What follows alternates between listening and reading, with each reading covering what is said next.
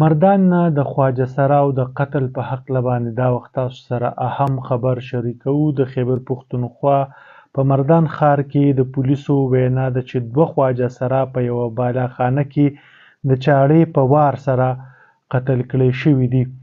د عیني شاهدانو وینا ده چې دغه دواړه خواجه سرا دریو ملزمانو په خنجرنما تلوار سره قتل کړي دي. د پولیسو تر مخه دغه پیښه د نوې اډې سره نږدې په بالاخانه کې شوې ده چې ورسره په سیمه او د خواجه سراو کې د خپل تحفظ په اړه اندېښنه او تشویش پیدا شوی دی. پولیسو ویلي د پیښې وروسته سیمې ته رسېدلي او وژل شوي خواجه سرای د قانوني کاروایۍ نه پس DHQ ته د هغوی مړي منتقل کړي دي. د وژل شوو خواجه سراو پیژنګلو د صابر عرف نازک د بخشالي اوسیدونکي او سلیمان عرف سلمانو د بجلیګر اوسیدونکي په نوم شوې ده. دواړه وژل شوي خواجه سرا په خپله کمیونټۍ کې مشهور وو او په وژنه یې خواجه سراو د سخت غم او غوسې څرګندونه کړې ده.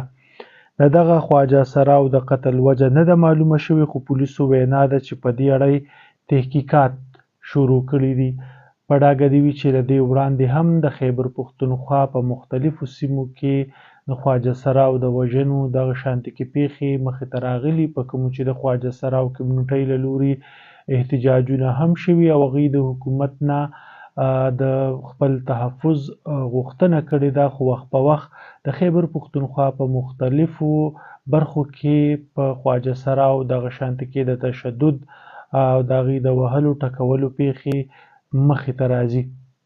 د نورو معلوماتو او اپډیټس لپاره د وحدت نیوز سره اوسئ.